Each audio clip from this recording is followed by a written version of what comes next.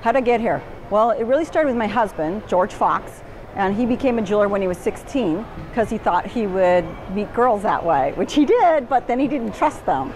So he became a jeweler, and then we got married, and I was an accountant. Actually, I'm a CPA, so I didn't have anything to do with jewelry.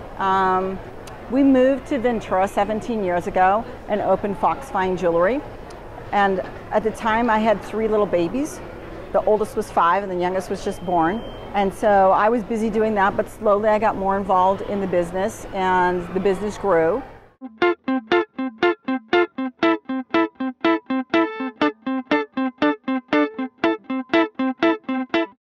We do an excellent product. My husband is super particular about any of the jewelry that he makes. So he's always been first and foremost a custom jeweler.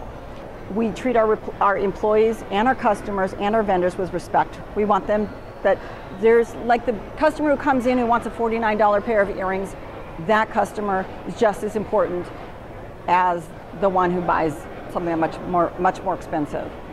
So, and that's made us much more inclusive in the community because we include people, and so it builds your brand, it builds your name. And so the other thing is that we want to have an enjoyable, fun atmosphere. And that's like a really important thing. People are coming in for usually really nice events. And people say that about our store. This is really fun.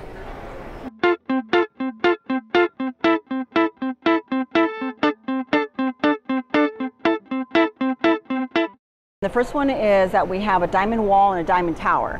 And the diamond wall, it's like up against the wall, and then the tower is kind of a freestanding piece. And this was designed by our designer, Jesse Belady, whom I think is fantastic. So there's different, the diamonds sit in custom-made holders that go in there. So when anyone walks in, they can see all of our diamonds, and we also have them accessible. So that's been a really great part of our store. Another thing, and this credit goes to Ruth Mellergard of Grid 3, she suggested a jewelry spa. And so, because in our old store, we had to go into the back to clean jewelry, and this one is on the floor. We have a garden in the back. So in the back is an alley that before we moved in was our neighbors, because when we bought the building, it was a head shop. It was really awful state. So we had to strip it, but they were talking about all the crime that would happen there and how awful it was. And what we did was we made the back as nice as our front. So we fixed up the building and we ripped out the asphalt and put in new cement and put in a fenced garden and patio. And then the workshop is like a separate, it's attached, but it's a separate building where you can look in. So it's just beautiful. Customers love it.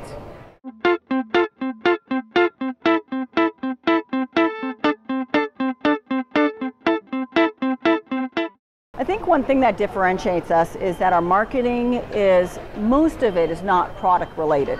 Some of it is your more traditional, but most of our marketing comes from these ideas that I get kind of take over me, where I want to give back to the community.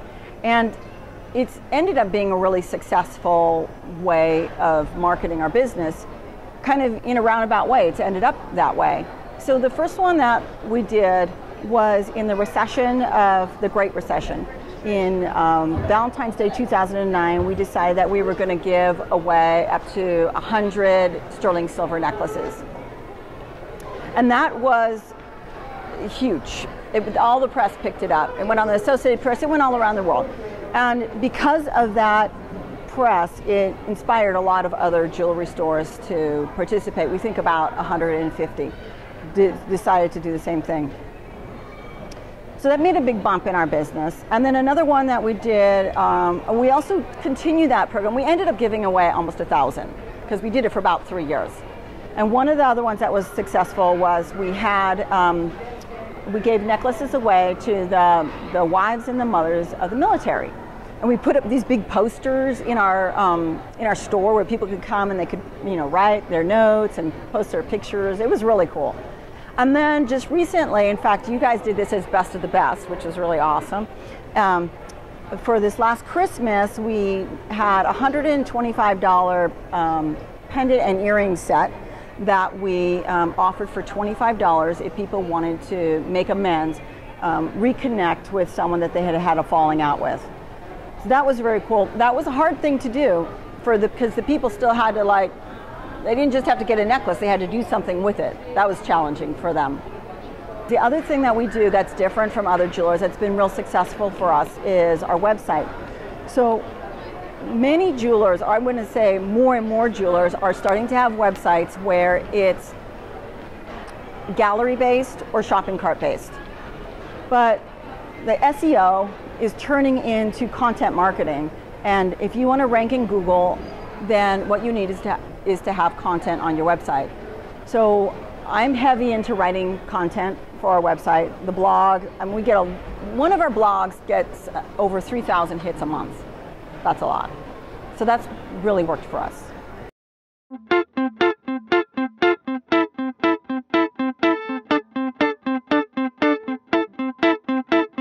Being named America's Coolest Store makes me feel fantastic, fantastic.